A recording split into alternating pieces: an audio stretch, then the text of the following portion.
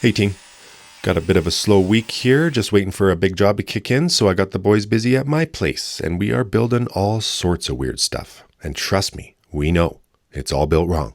But it's function over form, and we're using exactly that, old forms. And we're building it how we know best, and that's a lot of screws. So, this doesn't have to be perfect, but it just has to work. Now, first on the hit list was a firewood storage box for the backyard. Now, this is partially to keep the firewood dry, but mostly to keep the wood out of the mouths of these two little heathens because they just shred and rip and tear everything. So we got that out of the list, and then we also had a big junk pile of wood too, so whabang. We burned about 2 or 3 piles about this size, and it was pretty hot. So we made sure to take precautions there, and there's no fire ban, so we let her rip. Now, when you keep hitting the fence posts all the time with your new big long trailer, there's only one thing to do: pull out the fence posts. So we got rid of those and hopefully saved the trailer from a few more scratches. Now I need a junky storage shed to hold my junk.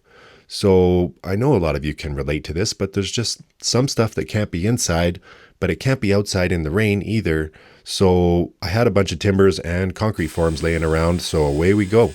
So we built a frame or a base out of some timbers there, and I kind of built it like a skid so I could drag it around if I need to later. And here's some old spruce posts that I milled up on the sawmill, and a couple nice beams too for the top.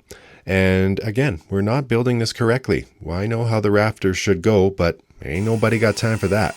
So we put the rafters flat on their side, and this is going to make for a sweet, easy connection for our 2-foot by 9-foot concrete forms on the roof.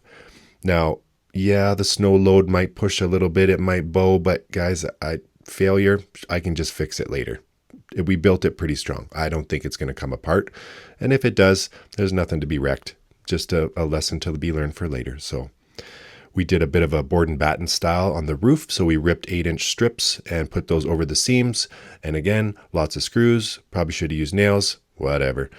Now, still was a little bit wobbly and swayy, of course, but so a couple cross braces there, and yeah, it's a junky shed for my junk, so it's going to be perfect. I'm going to put my kayaks under there and hang them on the roof. Now we've got a full day of sawmilling ahead of us now, and I did build a firewood shed, but that was too much footage for this video. So here's a look at our big job. We got 3 bundles of rebar dropped off, we got 12 loads of gravel dropped off, and we've got 6,000 square feet of foam dropped off. So we are ready to rip and roar on that one. And wicked shot of this deer out in my field. Have a great day, team. Talk to you soon.